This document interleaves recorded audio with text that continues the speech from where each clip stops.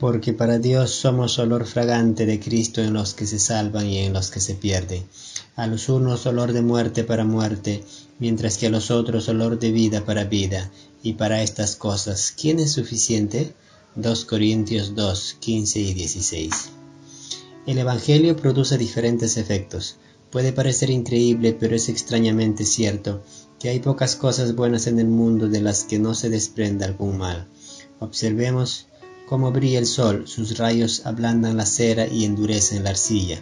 En el trópico hacen que la vegetación sea extremadamente exuberante y que maduren los más ricos y escogidos frutos y se den las flores más hermosas, pero ¿quién no sabe que en aquellos lugares prosperan los peores reptiles y las más venenosas serpientes de la tierra?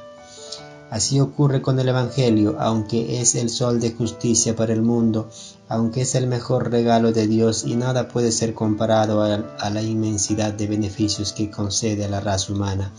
A pesar de todo, debemos confesar que a veces es olor de muerte para muerte, pero no debemos culpar de ello al Evangelio.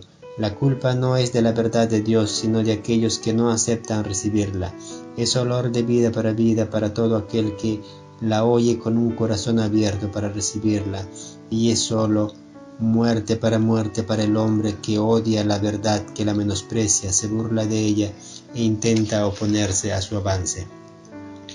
Muchos hombres se endurecen en sus pecados al oír el Evangelio.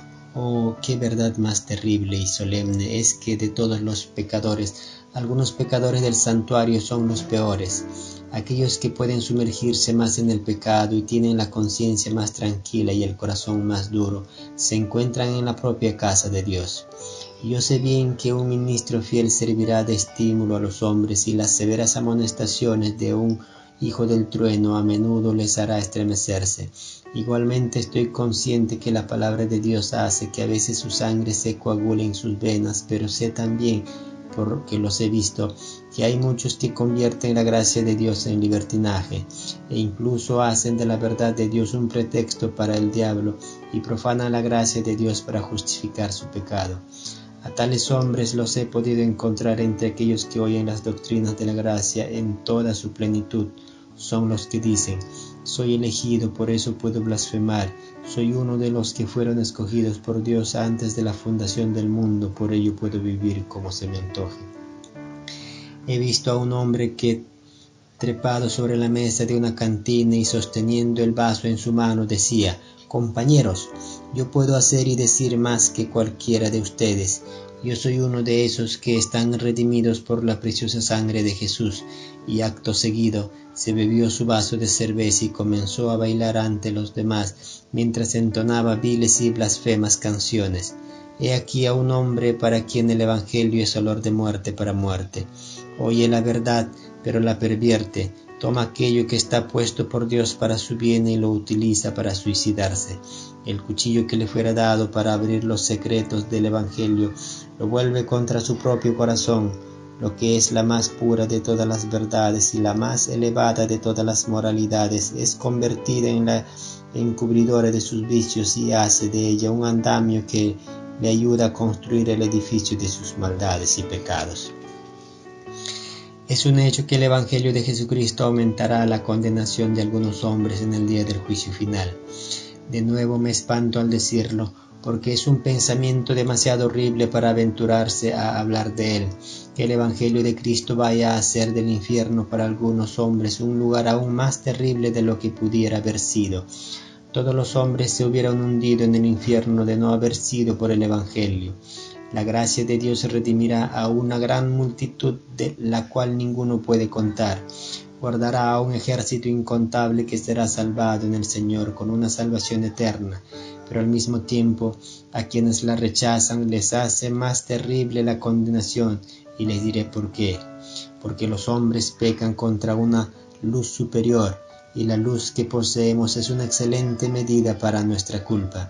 Lo que un nómada puede hacer sin que para él sea delito, en mí puede ser el mayor de los pecados porque estoy mejor instruido, y lo que alguno puede hacer en Londres con impunidad, me refiero a un pecado contra Dios que no sea excesivamente grande, podría parecerme a mí la mayor de las transgresiones, porque desde mi juventud he sido instruido en la piedad. El Evangelio viene sobre los hombres como la luz del cielo. Qué errante debe andar el que se extravíe en la luz. Si el que es ciego cae en la zanja, podemos compadecerle, pero si un hombre con la luz en sus ojos se arroja al precipicio y pierde su alma, ¿verdad que es imposible la compasión? ¿Cómo merecen el infierno más profundo quienes menosprecian los gozos del cielo? ¿Qué cadenas de venganza deberán sentir los que se burlan del amor soberano? La condenación de ustedes será también mayor si se oponen al Evangelio. Si Dios tiene un plan de misericordia y el hombre se levanta contra él, ¿no será grande su pecado? ¿No fue inmensa la culpa en que incurrieron los hombres tales como Pilato, Herodes y los judíos? ¿O quién puede imaginar la condena de aquellos que gritaron: «¡Crucifícale! ¡Crucifícale!»? ¿Y qué lugar de fuego del infierno arderá con fuerza suficiente para el hombre que calumnia al ministro de Dios, para el que habla mal de su pueblo, para el que odia su verdad y el que, si pudiera, borraría de la tierra todo rastro de piedad? Quiera Dios ayudar al infiel y al blasfemo. Dios salve sus almas. Si me dieran a escoger de entre todos los hombres, no elegiría jamás ser como uno de ellos. Creo que el Evangelio hace a algunos seres de este mundo más desgraciados de lo que hubieran sido. El borracho podría beber y gozarse en su embriaguez con mayor alegría si no hubiera oído decir: «Todos los borrachos tendrán su parte en el lago que arde con fuego y azufre». Cuán jovialmente el transgresor del domingo alborotaría durante todo el día si la Biblia no dijera: «Acuérdate del día de reposo para santificarlo». Y cuán felizmente podría lanzarse en su loca carrera el libertino y el licencioso si no se hubiera dicho: «La paga del pecado es muerte y después el juicio». Pero la verdad pone amargura en sus copas, los avisos de Dios congelan la corriente de su alma. El Evangelio es como el esqueleto de la fiesta egipcia, aunque durante el día se ríen de él, por la noche tiemblan como hojas de álamo blanco, y cuando las sombras del atardecer caen sobre ellos, se estremecen al menor susurro. Ante el pensamiento de su condición futura, su gozo se entristece y la inmortalidad, en vez de ser un regalo para él, es solo, al pensar en ella, el tormento de su existencia. Las dulces palabras de amor de la misericordia no son para ellos más que armoniosas que el estruendo del trueno, porque saben que las menosprecian. Si he conocido algunos que han sido tan desgraciados a causa del Evangelio, al no querer abandonar sus pecados, que han estado a punto de suicidarse. ¡Oh, qué terrible pensamiento! El Evangelio es olor de muerte para muerte. ¿Para cuántos de los que están aquí es así? ¿Quién está ahora oyendo la palabra de Dios para ser condenado por ella? ¿Quién saldrá de aquí para ser endurecido por la voz de la verdad? Así será para todo hombre que no crea en ella, porque para aquellos que la reciben es olor de vida para vida, pero para los incrédulos es una maldición y olor de muerte para muerte. Pero bendito sea Dios, el Evangelio tiene un segundo poder. Además de ser muerte para muerte, es olor de vida para vida. Ah, hermanos míos, aún algunos de nosotros podríamos hablar, si ello nos fuera dado esta mañana, del Evangelio como olor de vida para nosotros. Volvamos la vista atrás a la hora en que estábamos muertos en delitos y pecados. En vano todos los truenos del Sinaí, en vano los avisos de los atalayas. Dormíamos en el sueño moral de nuestras culpas, y ni un ángel podría habernos despertado. Y contemplemos también con alegría aquella hora en que entramos por primera vez dentro de los muros de un santuario, y para nuestra salvación oímos la voz de la misericordia. A algunos de ustedes les ocurrió hace unas semanas. Yo sé dónde están y quiénes son. Hace solo unas semanas o unos meses también ustedes estaban lejos de Dios, pero han sido llevados a amarle. Recuerda, cristiano, hermano mío, aquel momento en que el Evangelio fue para ti olor de vida, cuando te separaste de tus pecados, renunciaste a tus concupiscencias y volviéndote a la palabra de Dios la recibiste con todo tu corazón. Ah, aquella hora, la más dulce de todas, nada puede compararse a ella. Conocí a una persona que durante 40 o 50 años había permanecido completamente sorda. Una mañana, sentada a la puerta de su casa, mientras pasaba algunos vehículos por delante de ella, creyó oír una música melodiosa. No era música, era solamente el ruido de los carruajes. Su oído se había abierto repentinamente y aquel sonido ordinario le pareció como música celestial, porque era la primera vez que oía en tantos años. De forma parecida, la primera vez que nuestros oídos se abrieron para oír las palabras del amor, la seguridad de nuestro perdón, oímos la palabra como nunca la habíamos oído hasta entonces.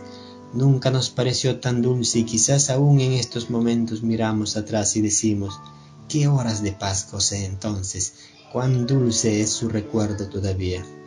Cuando por primera vez fue olor de vida para nuestras almas.